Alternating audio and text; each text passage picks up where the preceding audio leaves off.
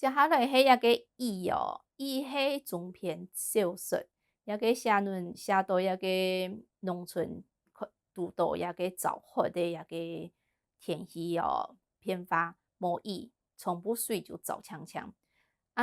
故事呢有几个角色啦，伊个主要的角色叫做王金德，伊迄过强势的一个人哦。一个像阿爸嘛，就是小妹的女主角的爸爸。女主角的原因哦，伊迄传统的一个小妹的，因一家人同另外一个家庭，两个迄结拜兄弟哦。伊爸爸王金德同另外一个家庭的爸爸去南洋做兵的时节认识的。伊也对方的爸爸讲，伊迄无归来是迄个。拜托抑个王金德来照顾伊家庭，所以王金德呢，同对方的家庭使到伊也工作，伊要对因好，要照顾因咯。另外一个家庭呢，剩到一个妈妈带两个奶爷，两个奶爷又唔送进哦，所以对王金德来讲，一家人实在像奶用的父母起来哦。毋过呢，伊也妹的原因又爱到对方的奶爷否认哦。毋过伊就对遐个家庭有意见。遐个家庭呢想讲伊要买土地。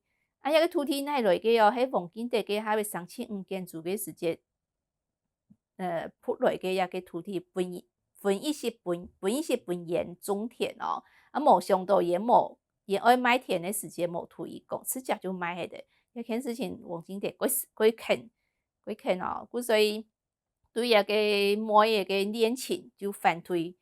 反对的时节，对方的遐个小奶爷呢，就招迄个妈妈同遐个小妹讲，小妹晓人哪伫哈？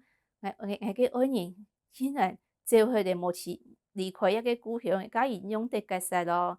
虽然伊爸爸讲要推伊嫁分另外一个有钱人咯，另外一个有钱人其实嘛过好伊。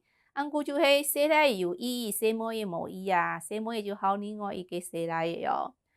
小奶爷无想到伊就招迄个。遐个原因呢就过伤心，的时节就想到伊乡下做事的同事有个小妹的，因为感情的问题，最后农药就过身了。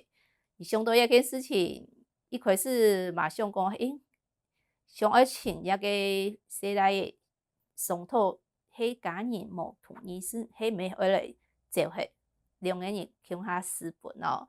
无想到小奶爷按摩当，即甲招迄个，就留小妹的去留下小妹的，阮小妹最后上快就领农药，吃晒了。